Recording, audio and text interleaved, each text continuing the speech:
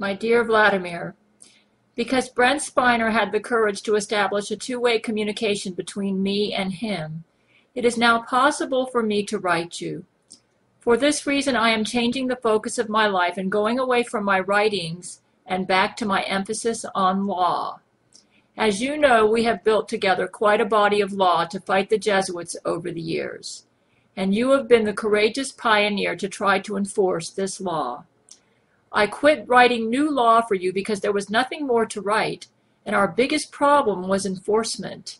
But thanks to courageous Brent and my new internet presence with you, I think we have hope to begin to enforce my law. Here is the law that I feel we need to work on right now. The Jesuits have increased their aggression against us, and we need to do the same. I am concerned over this recent Jesuit attack against Brent Spiner through Loree McBride. Though we execute her, she has about 20 clones, and so she reappears. Brent has informed me through brain-to-brain communications that Loree parks her car in his home's parking lot and camps out on his lawn, waiting for an opportunity to enter his home, whether through an open window or a door that he opens as he leaves or enters his home. Poor Brent can't escape this woman no matter where he goes.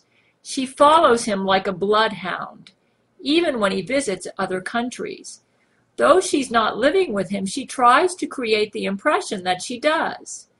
Though she and Brent have never had intimacy and have never married because of the successful Jesuit press campaign to promote the lie that she and Brent had sexual intercourse to have her baby, she uses this as a weapon to harass him, injure him, and loiter about his yard and gain entrance to his home.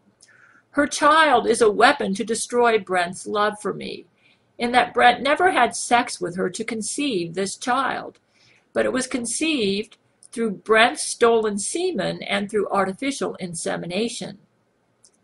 Within the past week, because she gained entrance to Brent's home by climbing through a window, she almost murdered him. We have a very serious situation here, and Brent's life is in danger because he can't get rid of this woman who hovers over his life like a black widow spider. Here's what I propose to deal with this. I define a significant person as a person who the Jesuits target because that person is important to keep me alive or to support me against Jesuit attacks on my life. Significant persons are persons such as Brent Spiner, yourself, Matthew McConaughey, Hugh Jackman, my real mother, not her clone, my real sister, not her clone, my fellow Walmart workers, not their evil clones, etc. All significant persons need protection from the Jesuits. I propose that every significant person's home be fitted with surveillance video cameras that will cover all the yard and area around that significant person's home, and that part of the technology in this camera be a genetic code scanner that scans for the genetic presence of a dangerous person. So let's say that Loree McBride parks her car in Brent's front yard and starts walking around. This video camera would scan and detect Loree's genetic code and set off an alarm at a law enforcement office, and would also set off an alarm at a Russian law enforcement office. Our Russian agents would contact the United States and let them know that American law enforcement needs to get on this. Law enforcement would immediately rush to Brent Spiner's home and arrest Loree McBride for trespassing and attempted murder. If American law enforcement fails to respond to this alarm, we would conduct an investigation over why this was ignored. If they ignored the alarm and allowed Loree to harass Brent, we would bring this up at our International Charity Bank meetings. Remember that in conspiracy law, which is our version of the United Nations. The hearing for this would be aired on our international broadcast news. If it is determined that the United States or any country is in complicity with the Jesuit order against any significant person, and this country's law enforcement ignored our alarm and willingly and knowingly allowed a dangerous Jesuit to get near a significant person, that could be grounds for a declaration of war. We would present our case before the world on our international broadcast news and present the evidence that evil, murdering Jesuits are allowed to prosper and torment our people. We would present the evidence that the Jesuits sponsored the Nazi Holocaust and strive to do it again. We would ask other countries to join with us in our war against this evil country that cooperates with evil Jesuits to promote a Stalinist, Hitler-type dictatorship over the world. We would beg other countries to join with us in outrage over this. So set up surveillance equipment over every significant person's home that uses video cameras as well as genetic scanners to detect the presence of dangerous Jesuits near our people. When dangerous Jesuits get near our people, an alarm will go off at a law enforcement office in the country where the incident happened, and also at a Russian law enforcement agency so that we can be aware of the problem. The dangerous Jesuits must be arrested and turned over to us and tried at our Nuremberg war crimes trial with possible death penalty. I feel it is also necessary that a genetic code scanning device be fitted on all significant persons that will alert them when a dangerous person gets near them, because it will detect the genetic code of a dangerous person in the vicinity. When the genetic code of a dangerous Jesuit is detected by the scanner,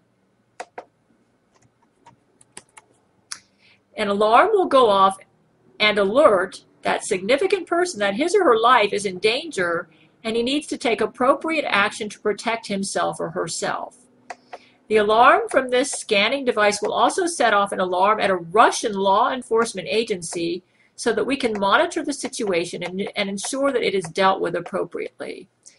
Vladimir, you and I have worked together as a team over the years to fight Jesuits, and we are back together again. I commend you for your excellent work. Feel free to make modifications to what I've proposed, but I think you know what I'm trying to accomplish, and that is to keep us safe and to prevent unnecessary murder against us by the Jesuits. Jesuits are killers, and we have to do all we can to protect ourselves against their murderous conspiracies. Thank you for your support of me over the years. You are my hero, the best head of state in the world. You're a real defender of civil rights and liberties, and that you fight those evil Jesuits who would steal our freedoms from us and who would set up Stalins or Hitlers over the world. I will read this letter on YouTube to make the world aware that we have set up these policies and to make the world aware of who the Jesuit agents are and what they hope to accomplish, and to expose their dangerous lies so that if our laws are not honored and Jesuits allowed to prosper against us and to kill us, we can establish that we tried to stop them, but our wishes were not honored and that we are outraged over this. We have experienced many setbacks in our fight against the Jesuits, but we have also experienced many victories. Thanks to your courageous perseverance and the strength of our love for each other, we have had some victories. Let us continue to fight for our lives and our freedoms, because the alternative is too horrible to think about. May God bless you, my brave Vladimir, my hero and my awesome lover. Love always, your sexual lover and your Catherine the Great. Gail Cord Schuler.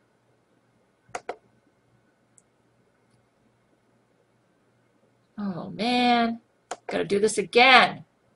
It didn't go.